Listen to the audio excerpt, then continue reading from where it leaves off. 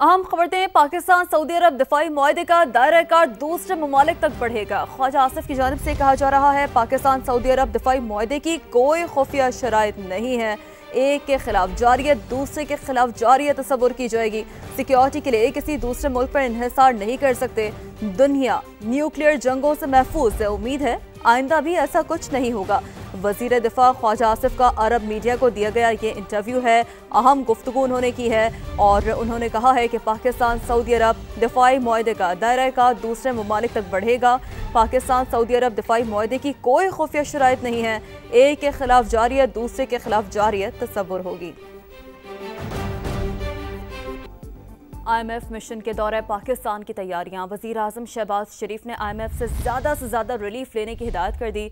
Chairman FBI ने वाज़ेह कर दिया कि कोई मिनी बजट नहीं आएगा। इजाफी टैक्सों के लिए मिनी बजट की तजवीज़ ज़ेर गौर नहीं है। बात करेंगे समा के नुमाइंदा खुसूसी शकील अहमद हमें ज्वाइन कर चुके हैं। जी शकील अहमद, तो क्या डिटेल सामने आ रही हैं? चेयरमैन FBI का क्या कहना है इस हवाले से?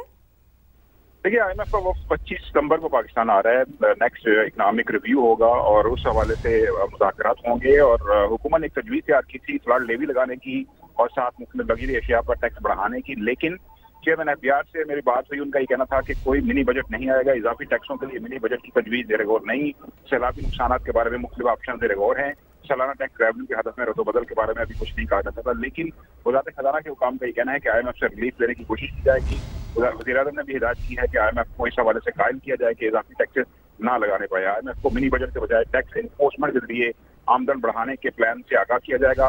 मिनी बजट के बजाय टैक्स इक़दामात पर सख्ती से मजम्मत करके आमदन बढ़ाने पर IMF को आमादा किया जाएगा। जी ठीक है, अपडेट्स के लिए शुक्रिया आपका।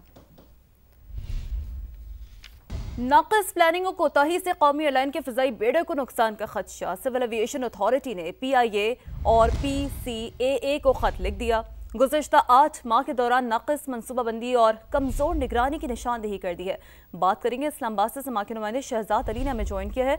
जी शहजाद, बताइएगा, खत लिखा गया है? जी, इंतहाई अहम मामला है। नाकस प्लानिंग, नाहली और कोताही के नतीजे में कौमी एयरलाइन का जो बेड़ा है उसका बेड़ा गर्क शुरू होना हो गया है। पाकिस्तान सिविल एविएशन अथॉरिटी ने गुज़श्ता 8 माह की कारकर्दगी का कच्चा चट्टा खोल दिया है। एडिशनल डायरेक्टर एयरवर्दीनेस ने PIA इंतजामिया के साथ साथ सिविल एविएशन अथॉरिटी को भी एक खत लिखा है, जिसकी कॉपी समा टीवी ने हासिल कर ली है। सिविल एविएशन अथॉरिटी ने PIA के बेस मेंटेनेंस पर संगीन एतराज़ात उठाए हैं। गुज़श्ता 8 माह के दौरान नाकस मनसूबाबंदी और कमजोर निगरानी की निशानदेही की गई है। इस खत में चीफ इंजीनियर बेस मेंटेनेंस की जिम्मेदारी मौसर अंदाज में न करने पर भी सवालात उठाए गए हैं। केबन फर्निशिंग शॉप लेवल 1 की संगीन खिलाफ वर्जी का रिकॉर्ड भी सामने आया है। इसके साथ साथ जो तैयारे हैं A320, इनके लैंडिंग गियर एक्चुएटर की गैर मजाज मुरम्मत का मामला भी सामने आया है। इस हवाले से रिकॉर्ड और सर्टिफिकेशन के गलत इस्तेमाल पर भी सिविल एविएशन अथॉरिटी को शदीद तशवीश है। बोइंग 777 तैयारों पर गैर मंजूर शुदा जेट्स के इस्तेमाल का इंकशाफ और जिसकी तहकीकात भी सिविल एविएशन अथॉरिटी ने जो है वो शुरू कर दी है। बोइंग के साथ साथ खतो किताबत में ये चीजें बिल्कुल जो है वो इस वक्त मंजूर शुदा जो जेट्स इस्तेमाल न करने का मामला था उनकी तस्दीक भी कर ली है सिविल एविएशन अथॉरिटी ने। और सिविल एविएशन अथॉरिटी ने PIA के जो जिम्मेदारान के साथ साथ पाकिस्तान सिविल एविएशन अथॉरिटी है उसको भी जो है वो आला हुकाम को ये खत लिखा है और इसमें कहा गया है कि PIA को मौसर मनसूबाबंदी और सख्त निगरानी के साथ साथ पूरी इस्लाहात की भी जरूरत है। सिविल एविएशन अथॉरिटी को PIA की बाज़ाब्ता तौर पर वार्निंग नोटिस भी जारी कर दिए, बाज़ाब्ता तौर पर वार्निंग नोटिस जारी कर दिए। बहुत शुक्रिया।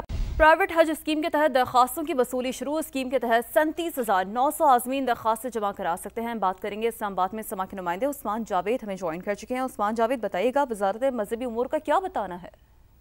जी बिल्कुल, वजारत मजहबी उमूर का इस हवाले से ये बताना है कि आज से प्राइवेट हज स्कीम के तहत आज़मीन अपनी दरखास्तें जमा करवा सकते हैं। 37,903 आज़मीन प्राइवेट हज स्कीम के तहत हज दरखास्तें जमा करा सकते हैं। प्राइवेट हज स्कीम के तहत गुज़श्ता बरस महरूम रह जाने वाले 22,097 आज़मीन ने रजिस्ट्रेशन करवाई थी और वजारत मजहबी उमूर ने ये लाजम करार दिया था कि सबसे पहले गुज़श्ता साल रह जाने वाले आज़मीन को प्राइवेट हज स्कीम के तहत रजिस्टर्ड किया जाए और उनको पहले हज करने का मौका दिया जाए और जो बाकी कोटा बचेगा वो नई दरखास्तें ली जाएंगी। और इस हवाले से 22,097 आज़मीन ने रजिस्ट्रेशन कराई है और मजमूई तौर पर प्राइवेट हज स्कीम का कोटा 60,000 इस बार काबीना ने मुकर्रर किया है।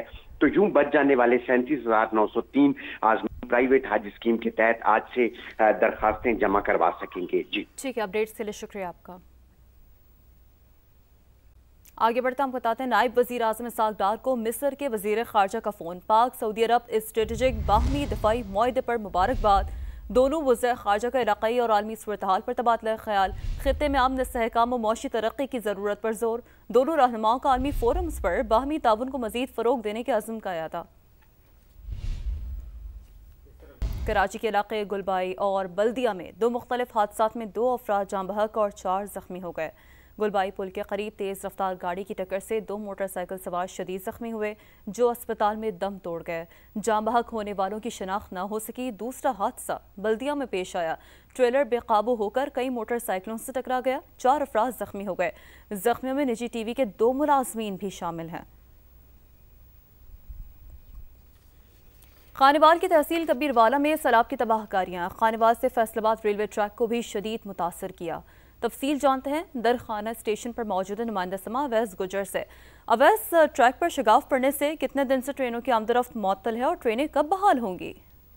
हाँ जी बिल्कुल, सैलाब ने जिधर दीगर शोबाजात और रहायशी आबादियों को मुतासर किया है, वहीं सैलाबी पानी ने रेलवे ट्रैक को भी कबीरवाला में अपनी लपेट में ले लिया है। मैं इस वक्त मौजूद हूँ दरखाना रेलवे स्टेशन के मकाम पर। यहाँ पर भी आप मेरे अकम में देख सकते हैं कि रेलवे ट्रैक जो है वो बुरी तरह मुतासर है। सैलाबी पानी जितना पत्थर और बजरी थी अपने साथ ही बहा कर ले गया और ट्रैक जो है अनबैलेंस खड़ा है। बताया जा रहा है कि कबीरवाला में तकरीबन 3 से 4 मकामात पर इसी तरह से शगाफ पड़े हुए हैं, जिसकी वजह से रेलवे का जो आमदोरफ्त का निजाम है वो भी मुअत्तल हुआ है और तकरीबन 15 से 16-17 दिन हो चुके हैं जो रेलवे की आमदोरफ्त मुअत्तल है। रेलवे हुकाम की जानब से बताया जा रहा है कि जब तक सैलाबी पानी बिल्कुल खत्म नहीं हो जाता तब तक ना ही तो ट्रैक की रिपेयरिंग हो सकती है और ट्रेनों की आमदोरफ्त भी तब तक मुअत्तल ही रहेगी। जी, मुजफ्फरगढ़ की तहसील अलीपुर का 90% इलाका सैलाब में डूबा।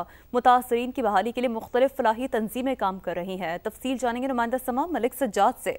जी मलिक सज्जाद, बताइए। जी बिल्कुल, तहसील अलीपुर में सैलाबी रेले ने तबाही मचा के रख दिया। 90% तहसील अलीपुर को डुबो दिया है। मुल्क भर की जो फलाही तंजीमें हैं यहाँ पर रेस्क्यू करने के लिए और इमदाद देने के लिए आ रही हैं। इस वक्त मेरे साथ फैसल ईदी साहब मौजूद हैं जो कराची से आए हैं यहाँ पर, उनसे मजीद बात करें। अलीपुर में जो है वो बहुत बड़ी तबाही आई है। 90% इसकी जो तहसील है वो पानी में डूबी हुई है। सिर्फ शहर का कुछ इलाका जो है वो बचा है।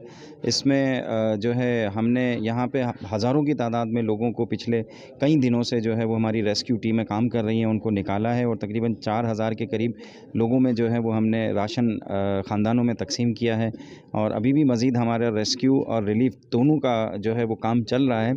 जी बिल्कुल, अलीपुर में जो पानी है वो नीचे उतर रहा है। अब जो रेस्क्यू का अमल है वो ख़त्म हो चुका है। इसके बाद जो रिलीफ का अमल है वो जारी रहेगा और जो यहाँ पर मुतासरीन हैं उन तक राशन की तकसीम जारी रहेगी। जी, दरिया सतलुज में आरिफ वारा के मकाम पर सैलाब ने निज़ाम ज़िंदगी दरहम बरहम कर दिया है। सैलाब मुतासरीन को घरों में वापसी में शदीद मुश्किलात का सामना है। तफसील के लिए बात करेंगे नुमाइंदा समा शाहिद मुगल से। जी शाहिद, बताइएगा इस वक्त क्या मुश्किलात हैं मुतासरीन की?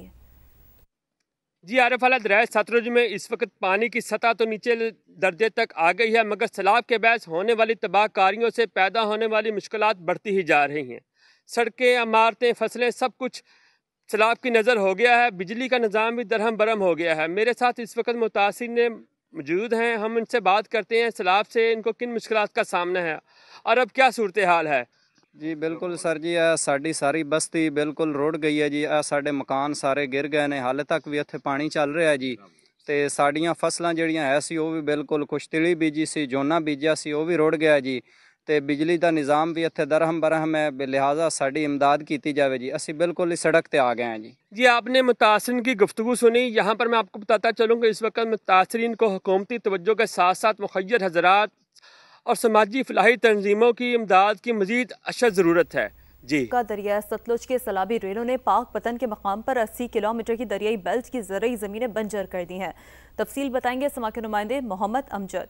जी अमजद, बताइए। जी, ऐसा ही मैं इस वक्त मौजूद हूँ दरियाए सतलुज में पाक पतन के मुकाम पर डेरा नज़ीर वाला की इससे मुलहिका एक आबादी में, जहाँ पर मेरा कैमरामैन दिखाएगा कि पहले कभी फसलें हुआ करती थीं, लेकिन इस वक्त अजीबोगरीब मनाजर हैं। झीलें बनी पड़ी हैं, फसलें जो हैं वो उखड़ चुकी हैं, घास जो है वो झाड़ियों का मंजर पेश कर रहे हैं और नीचे ज़मीन पर भी सिर्फ और सिर्फ जो है वो रेत ही है, रेत के अलावा और कुछ नहीं। क्या ये रेत में जो गंदम की फसल है वो काश्त हो सकेगी? ये जानने के लिए हमारे साथ इस वक्त एक किसान मौजूद हैं, मजीद हम इनसे बात करते हैं। जी बताइएगा, इस रेत पर क्या गंदम की फसल आइंदा जो है वो काश्त हो सकेगी? जी नहीं हो सकती। क्यों? जी 3 ਤੋਂ 4 ਫੁੱਟ ਸਾਡੀ ਜ਼ਮੀਨ ਤੇ ਰੇਤ ਚੜ ਗਈ ਹੈ। ਬਿਲਕੁਲ ਇੱਥੇ ਗੰਦਮ ਫਸਲ ਨਹੀਂ ਹੋ ਸਕਦੀ ਕਿਉਂਕਿ ਸਾਡੇ ਤੇ ਪਹਿਲੇ ਵੀ ਕਰਜ਼ੇ ਨੇ 40-50 ਲੱਖ ਪਿਛਲੇ ਸਾਲ ਦਾ ਕਰਜ਼ਾ ਹੈ। ਹੁਣ ਮੁੜ ਇਸ ਵਾਰੀ ਕਰਜ਼ੇ ਨੇ, ਅਸੀਂ ਕਿਹੜੇ ਪਾਸੇ ਜਾਈਏ? ਲਿਹਾਜ਼ਾ ਮਿਹਰਬਾਨੀ ਕੀਤੀ ਜਾਵੇ ਕਿ ਸਾਡੇ ਨਾਲ ਕੋਈ ਤਾਵਨ ਕੀਤਾ ਜਾਵੇ। ये रेत हटाई भी तो जा सकती जी नहीं हटाई जा सकती। ये रेत बिल्कुल 3 ਤੋਂ 4 फुट है। ये जमीन बन ही नहीं सकती। वेखो जी वे दरिया है, सैलाब खराब हुई पई है, बिल्कुल नहीं बन सकती। जी आपने इनकी बात सुनी। इनका कहना है कि गंदम की काश्त में सिर्फ 1 से 1.5 माह बाकी है और इस रेत को हटाने के लिए कम अज कम 2 से 3 माह जो है वक्त दरकार है, जिसकी वजह से यहाँ पर अब गंदम की जो आइंदा फसल है वो काश्त होना नामुमकिन है। जी